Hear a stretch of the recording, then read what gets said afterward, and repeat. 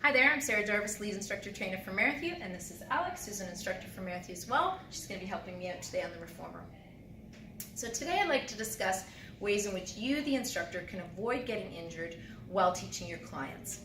We're going to talk about a few things that can create havoc on the body when done incorrectly over long periods of time. Okay, so we're going to start on the reformer today. So Alex is just going to come down onto her back. So the first thing I'd like to discuss is your position in relation to your client. Bending over clients can create stress or tension onto the neck and shoulders, put stress onto the lower and the upper back, but also contribute to poor posture. It's really important that we bring ourselves down to the level of our clients, and that can be done by sitting on a stability ball from here, okay?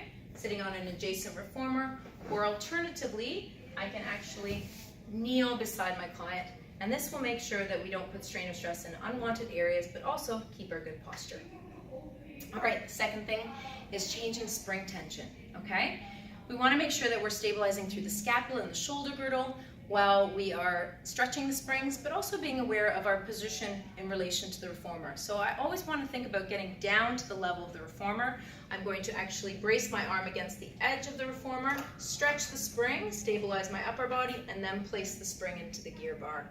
This will make sure that we're not straining up here or into the lower back, okay? We want to prevent that rounding forward and stretching the spring from here without stabilizing the shoulder girdle, okay? Spotting the carriage, okay? Come on up, Alex.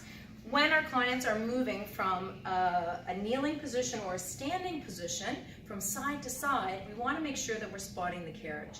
Now, when I'm doing this for a kneeling position or a standing position, I might use my foot to keep the carriage still.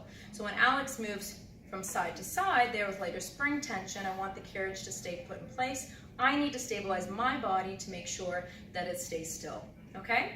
Alternatively, when she comes off the equipment, I'm still stabilizing my body to keep the carriage still. If she were to come into a snake position, which is a little more precarious, I can bring myself down to the level of the reformer, stabilize my shoulder girdle, keep my body in that same position. As she comes up into that pike position, I want the carriage to stay still. As she moves through the exercise, I'm just going to move my body with her, and then as she comes right back up, again, making sure that I'm stabilizing my body to keep the carriage still. As she comes off the machine, making sure the carriage doesn't move so that I'm in a good position. Okay? Good. Fourth thing, lifting heavy props. Heavy props include the mat converter, our jump board, and our pro box. Okay? We want to make sure that we stabilize through the shoulder girdle, but also use the lower body when we're picking up props. Okay? So for example, if I was to lift up the jump board, I'm going to bend down, grab the jump board with both hands, stabilize the shoulders, bring it around, place it into the wooded platform, bring myself down to the level of the wooded platform as I tighten the star knobs. Okay? The last thing is just being aware of your surroundings overall. So the foot bar, the wooded platform, the feet of the reformer. We want to make sure that you don't stub your toe or hit your thigh. So just being aware of how close you are to the equipment at all times. Okay?